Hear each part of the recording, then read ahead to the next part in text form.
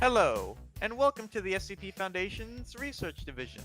In this video, you will learn the basics of research here at the Foundation. Let's get started.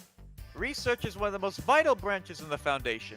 We here at the Research Division focus on the studies and utilization of SCPs to create a better understanding of the anomalies we contain. We also develop new technology to serve the Foundation and protect the world from potential catastrophe. This is exactly what we do not want to happen.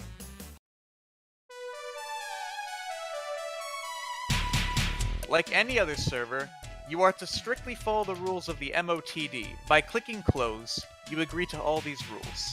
You are also required to follow the Standard Operating Procedures, or SOP, which will be given to you at the end of this training.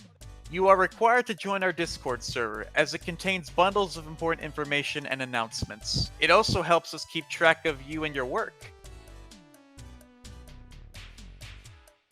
We also recommend that you have TeamSpeak, as it is a primary communication program used on the server. As research, your duties are to submit your studies to the rest of the Foundation. You can do this by signing up for a Forms account where you will be able to submit your documents under the Foundation Test Log category. Once you post a test log, if you wish to have your document assessed by command, just ask. Lastly, some expectations that you are expected to follow in the branch are: follow the guidelines stated in the SOP. Act properly and professionally at all times. Listen to your higher-ups. And make sure you close doors behind you.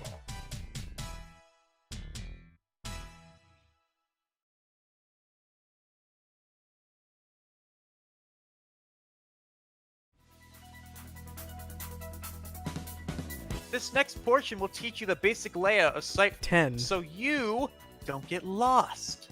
The first area in LCZ that you should be aware of is D-Block. D-Block is where the D-Class personnel are housed. They are human subjects you may utilize during your experiments. This zone is controlled by the General Security Department, who you are to listen to and respect at all times. Never enter D-Block when a partial lockdown is in effect, unless you wish to suffer an agonizing death. The Light Containment Zone, or LCZ, is where you will be spending most of your time testing as a junior researcher. You have access to every SCP here except for SCP-457.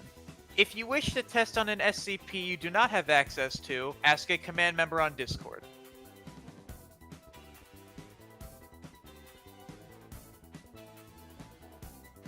The incinerator room is also located in LCZ and is to only be used for terminating biohazards. You are not allowed to throw living humans inside of the incinerator.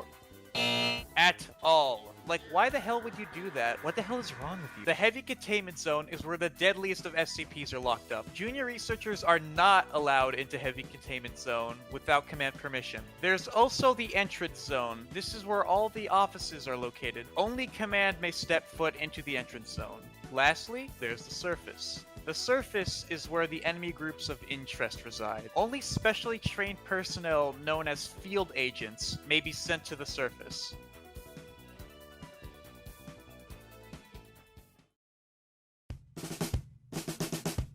There are 5 DEFCONs used within our site's DEFCON system. During DEFCON 5 and 4, researchers may leave bunks and test freely. DEFCON 3 may indicate a Euclid breach. Junior researchers are required to return to bunks if the threat is present in Light Containment Zone. DEFCON 2 indicates a major Keter breach. Junior researchers must remain in the bunks during the remainder of the DEFCON 2. Do not get caught outside of bunks on a DEFCON 2. DEFCON 1 means that the on-site Alpha Warhead will detonate 90 seconds after the DEFCON 1 is declared.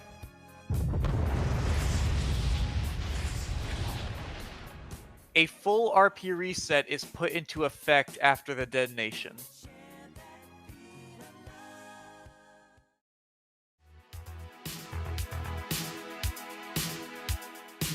You may not test on SCPs without an RP reason. You will need to come up with a test idea first. Make sure you have proper authorization to test on the SCP you wish to experiment on. If you wish to know what SCPs you have access to, please refer to the test access sheet in the research bunks. Remember, you will need an escort if your test involves D-Class personnel. While conducting your test, remain professional at all times. After the test has been concluded, return yourself and the D-Class to Medbay for a checkup and to give the D-Class proper amnestics. Lastly, fill out the form to log your test. This ensures that we know that you are staying active in the branch.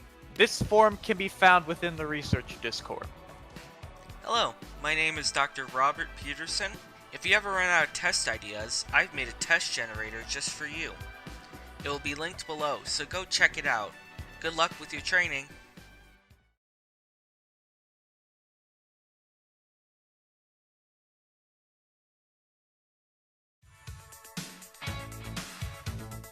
Research isn't the only branch in the SCP Foundation.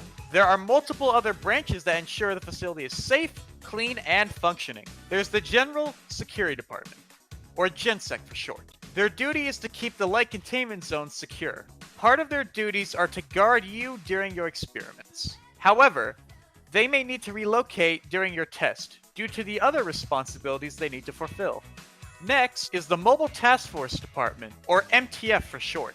It is their duty to guard and recontain the SCPs within the facility. You can request for them to escort you to more dangerous tests, but do not count on it. Lastly, we have the Medical Department. Medics are important in keeping the Foundation personnel healthy. They are able to administer your D-Class amnestics after your test, along with healing you if you are injured. Before concluding this section, please note that disrespect against fellow Foundation personnel is not tolerated, and will result in removal.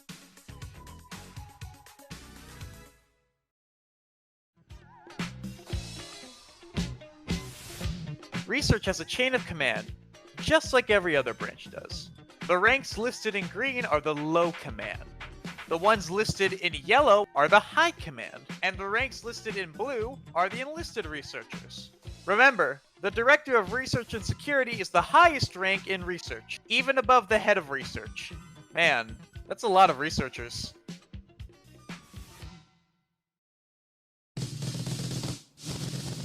Obviously, the Foundation can sometimes become a very dangerous place. This is why we allow researchers to carry firearms in self-defense.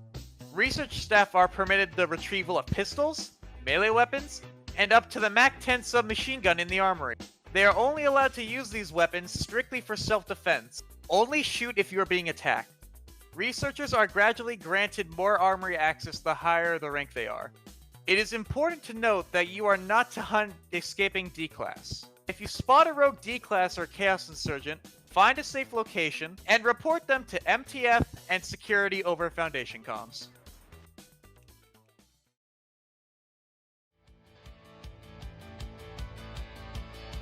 You're doing great! There is only one last bit of information you need to know within the Research Division. Within the Foundation, there is a donator class named Dr. Bright. Dr. Bright is technically not a part of the Research Division in roleplay. Along with this, Dr. Bright has no authority over the other research staff. He may try to persuade you to aid in the assembly of weapons of mass destruction. Whatever you do not listen to Dr. Bright. Following instructions from him may result in a disciplinary action, and most likely, the loss of your life. There is also a Foundation doctor named Dr. Maynard. Dr. Maynard is a part of the Senior Command within the Research Division. You are required to listen to Dr. Maynard's commands. However, in roleplay, he is a spy for the Chaos Insurgency. Although catching him red-handed is the goal, this does not mean you follow him around until he does something treacherous. In research, there are Research Intelligence Guardians, or RIG for short. They are robotic companions that will escort and protect you while you conduct tests throughout the facility. Oh dear! Ah! There is also something known as the Hazardous Material Researcher, or HMR for short. These researchers deal with dangerous and unsafe SCPs that normal researchers would most definitely die trying to research. Lastly, the Research Division's weekly meeting is held at 7 p.m. Eastern Standard Time on every Sunday.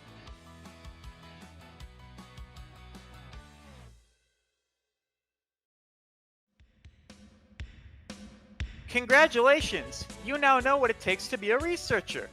Now, before we continue, you will be required to take a small quiz that will test your knowledge of the research division that you just learned. Ask your trainer for the quiz link. Once you get the link, begin the test. Good luck.